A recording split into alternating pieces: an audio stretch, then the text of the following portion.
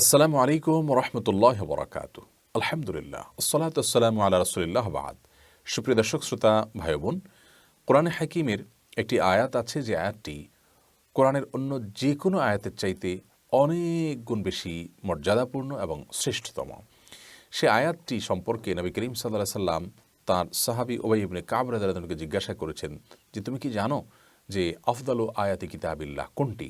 আল্লাহর কোরআনের সবচেয়ে শ্রেষ্ঠ আয়াত কোনটি? তখন তিনি বলেছেন যে আল্লাহ এবং তার রাসূল সাল্লাল্লাহু আলাইহি সাল্লাম এ বিষয়ে ভালো জানবেন।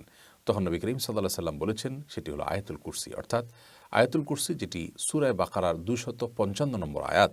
এই আয়াতটি আয়তনে একটু বড়, এটির মর্যাদা কোরআনে কারীমের অন্য যে কোনো আয়াতের চাইতে অনেক বেশি এবং সবচেয়ে শ্রেষ্ঠ আয়াত বলা যায়। এর অন্যতম একটি কারণ হলো যে এই আয়াতে আল্লাহ রাব্বুল আলামিনের সবচেয়ে বেশি গুণবাচক নামের সমাবেশ রয়েছে। আল্লাহ রাব্বুল আলামিন